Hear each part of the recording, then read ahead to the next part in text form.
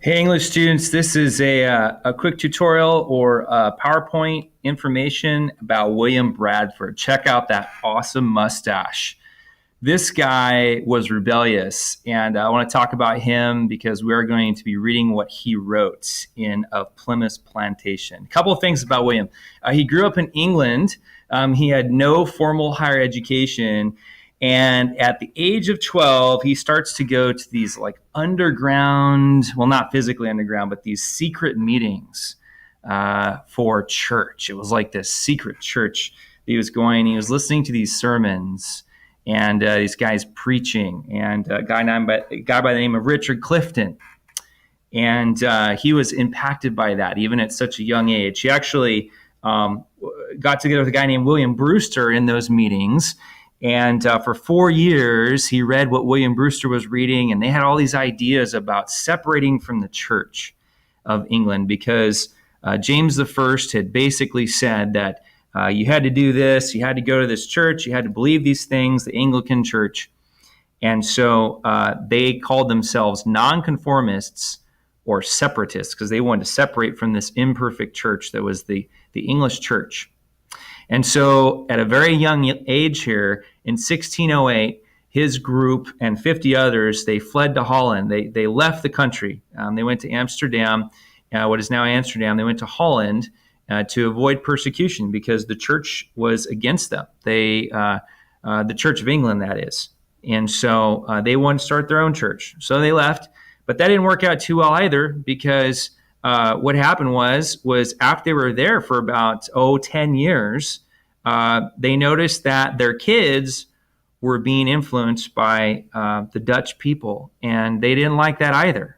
They didn't want to live in that place either. So they felt free to practice their religion, but their kids were being influenced by the culture there.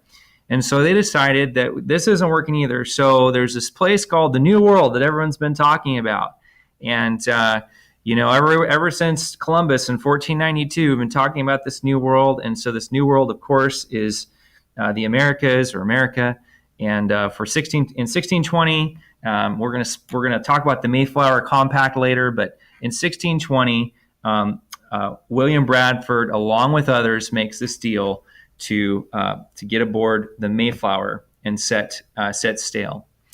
And to make a long story short, and it is a long story across the ocean, they landed in Plymouth in December of 1620. It was a harsh journey, one that Bradford actually recounts for us and explains for us.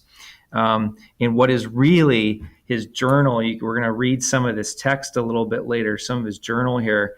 But his wife has actually claimed to have fell or jumped as they approached the New World. All kinds of stuff goes wrong. Half the settlers died. I think it was about 53 of the 102 died of cold, disease, and malnutrition. They landed in the wintertime, which was a harsh New England winter. I mean, we're talking negative temperatures or close to it. And a lot ended up leaving Plymouth because Bradford's ideal society that he had promised these people just wasn't panning out. It was a rough life. What we're going to notice about his writing is, one, it's just going to seem difficult to read. And we're going to try to read this in class a little bit first, the original stuff. But it's actually written, technically it's written in a plain style, meaning it's simple and direct. So he explains what happened. He explains in a very objective way, in the sense that he's telling exactly what happened to the best of his ability.